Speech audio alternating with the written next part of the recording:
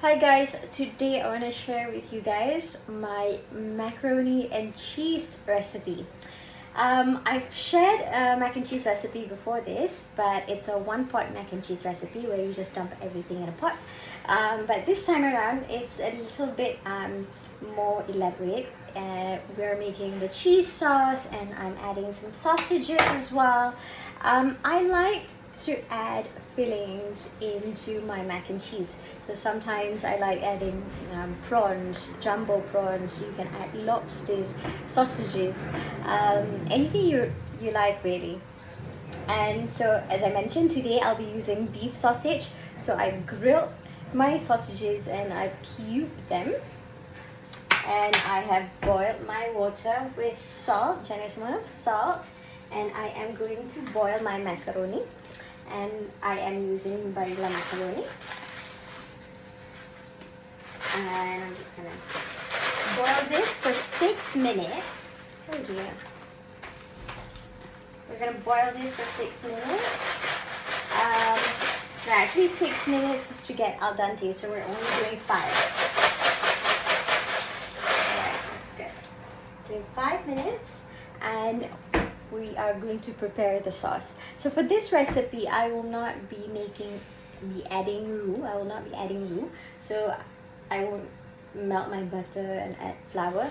I realized that every time I use roux or the mixture of butter and flour in my mac and cheese, once the mac and cheese gets a little bit cold, I get that like mushy texture of the cheese, and I don't really like that. So my thickening agent for this recipe is cream. Okay, so we're gonna let our macaroni boil for 5 minutes, and we are going to start with the sauce. So we're gonna start with melting some butter. So I am using about 3 tablespoons of butter.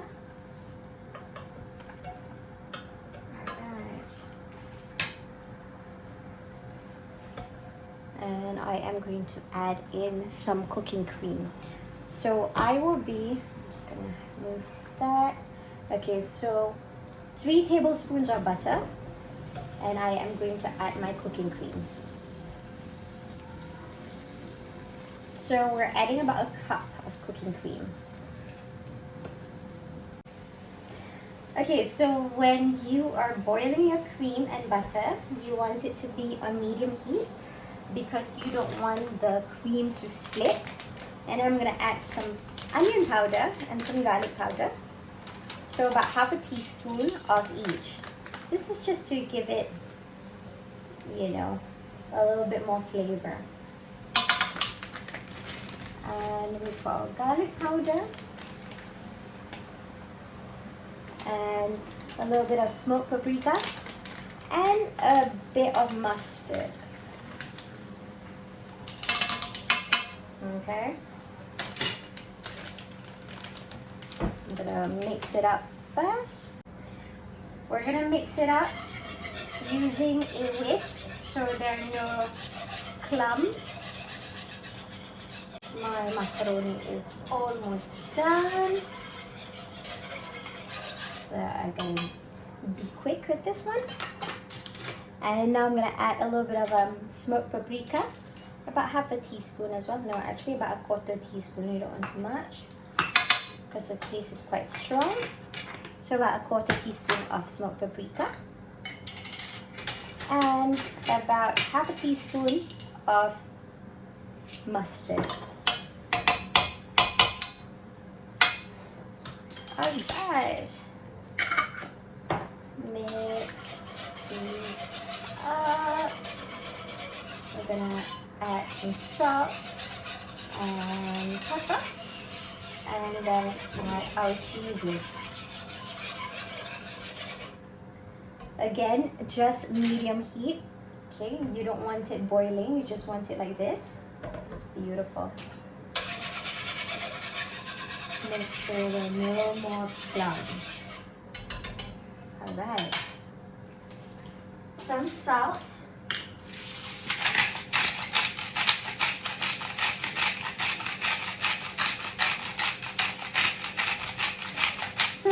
recipe I will be using cheddar, mozzarella, and a little bit of Parmigiano Reggiano at the end. So cheddar is a little bit on the salty side, so is Parmigiano Reggiano. So I need to be a bit careful with the salt. So it all depends on the type of cheese you use. So if you want to use, you can use other types of cheeses like Gouda, that's great too. A Swiss cheese, that's fantastic. It's completely up to you.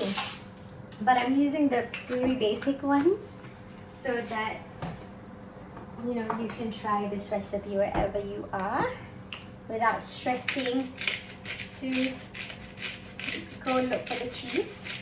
A little bit of pepper. Okay, I'm gonna switch the heat of my macaroni. And I am going to add in all the cheeses now. Okay, so I am going to use about 150 grams of cheddar, which I grated, and about 100 grams of mozzarella. Just gonna add cheeses now.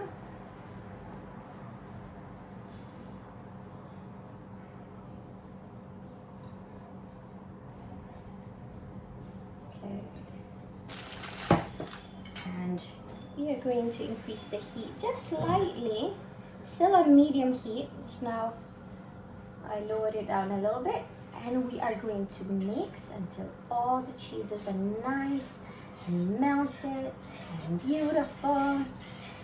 Oh, look at that. Now you're gonna notice that your cheese sauce is a little bit on the thick side. But don't worry, because we are going to add our macaroni. And I'm not gonna strain the macaroni because I still want a little bit of the pasta water. So that is going to sort of dilute the cheese sauce a little bit. So we're gonna do that now. So I'm just gonna from the pot straight into my pan.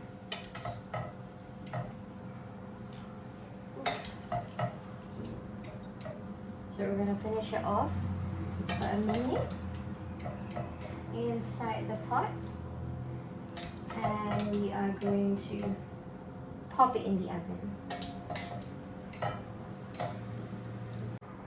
Okay, so now we are going to mix it. Look at that. Isn't that beautiful? Look at all this beautiful cheese. Oh.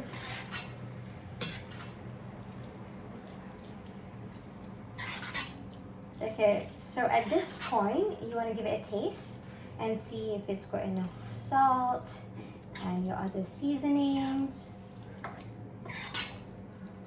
Okay, I'm gonna turn the heat off. Let's give this a taste before we bake it.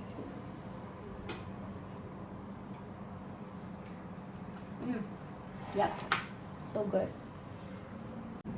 Okay, so now I'm gonna put it in my casserole dish.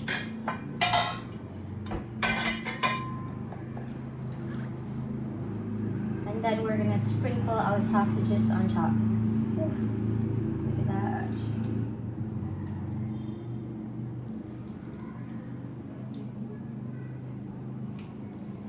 Well, the color is a bit on the pale side because I am using white cheddar. You can also use red cheddar if you like. Honestly, red cheddar only gets the color from coloring, from food coloring. The taste is the same. Ooh. Alright, a little bit more. Just gonna pour all of it. All of it. Okay, so now I am going to put the sausages that I've chopped up on top. You can also put the sausages in the pasta itself if you like, but since I'm not using so much, I decided to just put it on top.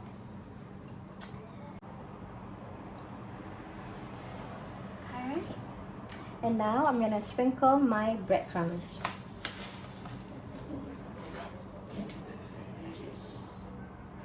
So you don't have to add breadcrumbs. Before this, I don't really like adding breadcrumbs to my mac and cheese, but I realize now I love the texture, the crunchy texture after grilling it.